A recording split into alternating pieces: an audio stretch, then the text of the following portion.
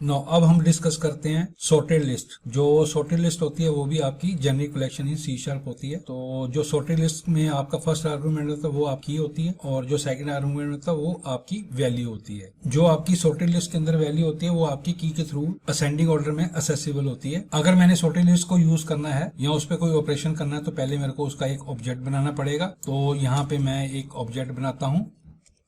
जो first argument है वो आपका क्या होगा, की होगा। मैं यहाँ पे एक इंट ले लेता हूँ। सेकंड आर्गुमेंट आपका क्या होगा, स्ट्रिंग।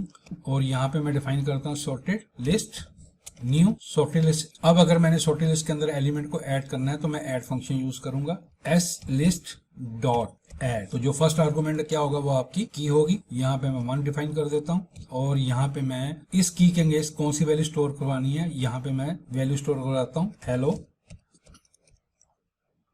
यहाँ पे मैं इसको दे देता हूँ 3, यहाँ पे मैं इसको दे देता हूँ 4, यहाँ पे मैं इसको दे देता हूँ 2। यहाँ पे मैं डिफाइन कर देता हूँ वेलकम। यहाँ पे मैं डिफाइन कर देता हूँ जो वैल्यू साइन करता हूँ 2, और यहाँ पे मैं इसकी वैल्यू को दे देता हूँ कोडिंग रैक।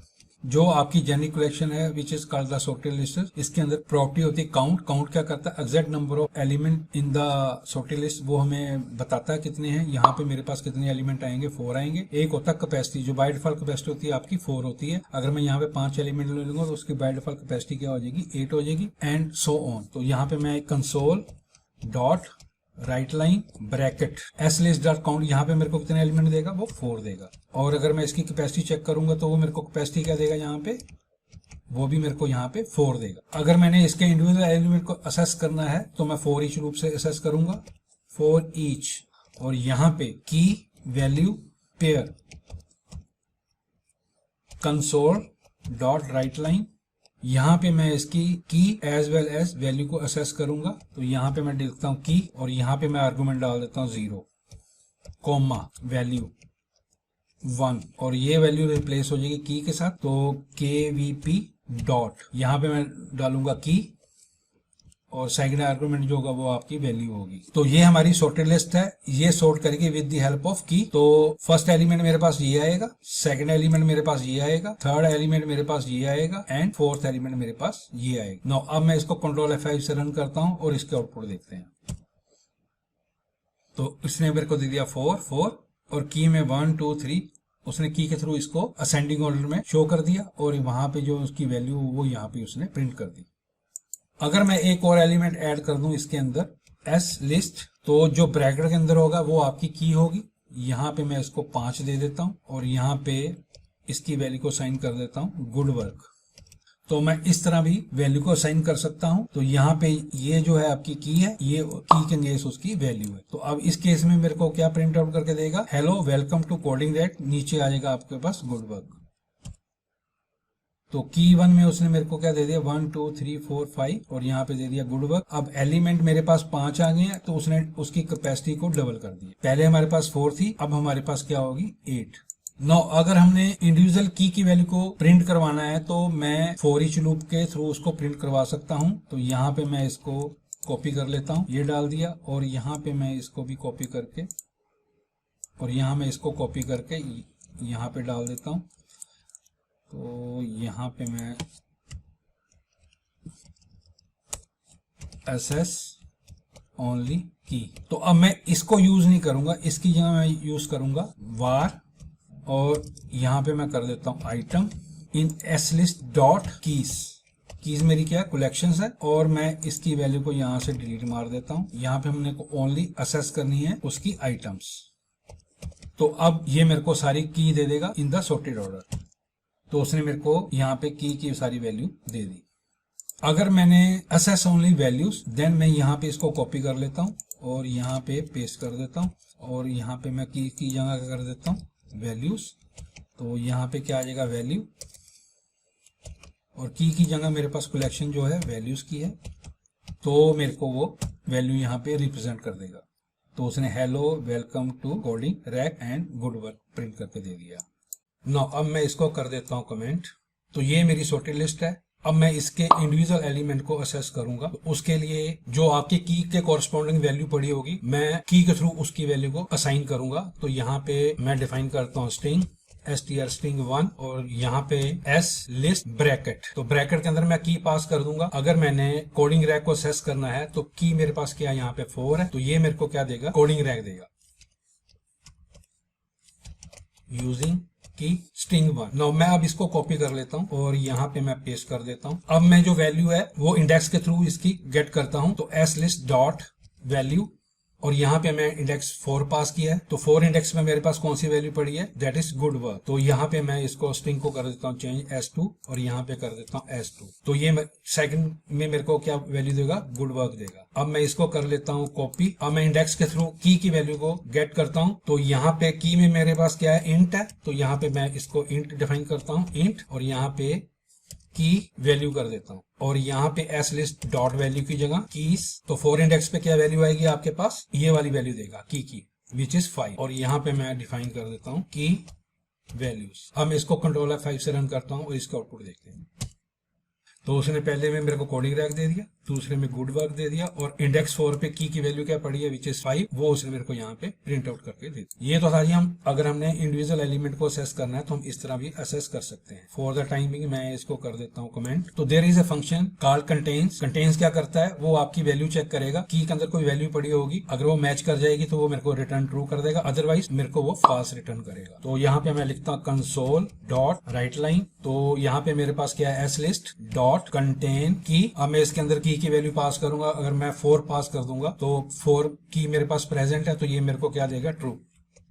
अगर मैंने वैल्यू चेक करनी है तो मैं वैल्यू भी पास कर सकता हूं। यहाँ पे मैं कंटेन वैल्यू कर देता हूं। तो वैल्यू मेरे पास क्या है, स्ट्रिंग है। तो यहाँ पे मैं अगर स्मॉल लेटर में वेलकम लिखूंगा तो वो मिसमैच कर जाएगा, तो मेरे को वैल्यू क्या रिटर्न करेगा, फॉल्स। यहाँ पे ब्रैकेट बंद कर देता हूँ, तो यहाँ पे मेरे को वो रिटर्न करेगा फॉल्स। और यहाँ पे भी अब मैं कंट्रोल F5 से रन करता हूँ तो उसने फर्स्ट में ट्रू दे दिया, सेकंड में मेरे को फॉल्स। अब मैं इनको भी कमेंट कर देता हूँ ना। अब हम सॉर्टेड लिस्ट को समराइज कर लेते हैं। जो सॉर्टेड लिस्ट होती है वो जो आपकी वैल्यू होती है उसको असेंडिंग ऑर्डर में यूजिंग द की स्टोर करती है। सेकंड, जो आपकी की होती है वो ऑलवेज यूनिक होगी, उसके अंदर हम नल वैल्यू नहीं ले सकते। अगर हम डुप्लीकेट की डालेंगे तो वो हमें एरर देगा। वैल्यू जो होती है आपकी वो नल भी हो सकती है और डुप्लीकेट भी हो सकती है।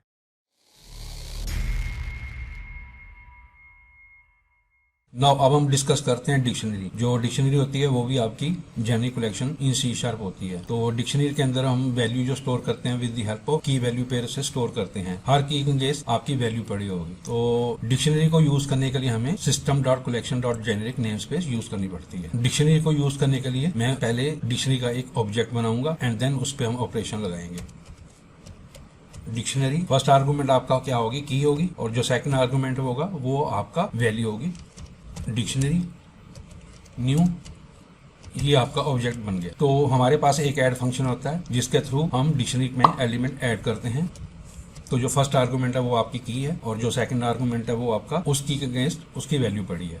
जो आपकी की होती है वो आपकी हमेशा यूनिक रहेगी। डुप्लीकेट की हम ऐड नहीं कर सकते, बट वैल्यू हमारी डुप्लीकेट हो सकती है, ना ही की आपकी नल होगी। तो मैं एक सेकंड एलिमेंट ऐड कर देता हूँ, यहाँ पे मैं 2 दे देता हूँ।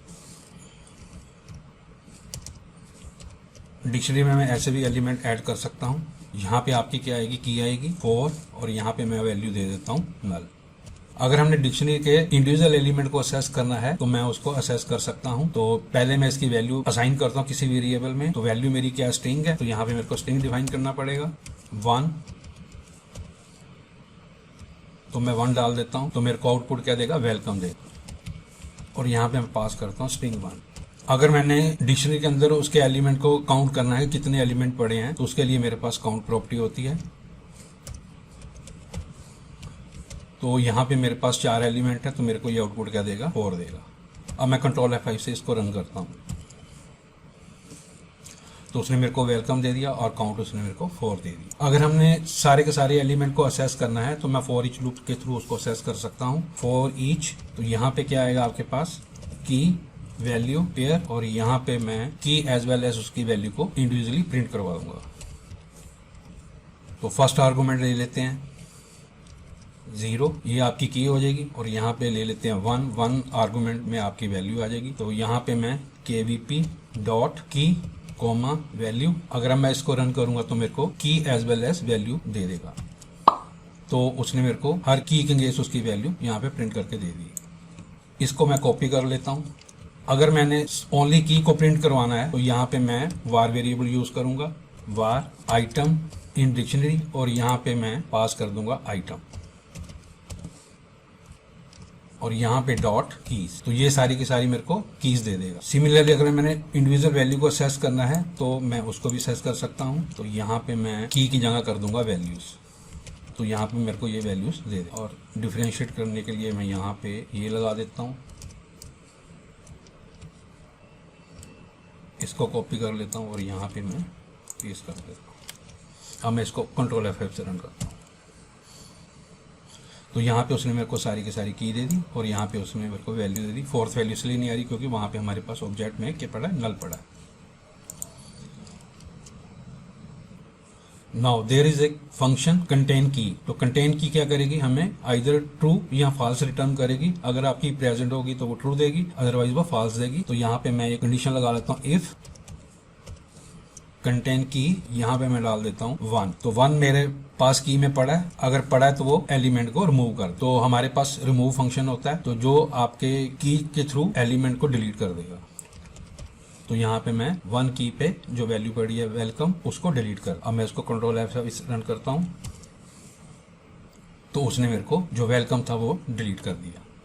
ये था जी आपका डिक्शनरी के बारे में। एक बार हम समराइज कर लेते हैं। डिक्शनरी में जो हम वैल्यू स्टोर करते हैं विद द हेल्प ऑफ की, वैल्यू पेयर से स्टोर करते हैं। सेकंड की आपकी यूनिक होती है, की के अंदर हम नल वैल्यू नहीं ले सकते, but value can be null और value can be duplicate. For each loop के अंदर हम यूज करते हैं की वैल्यू पेयर, जो हमारी हर एक एलिमेंट की वैल्यू को असेस कर ले। तो ये था जी आपका डिक्शनरी के बारे में।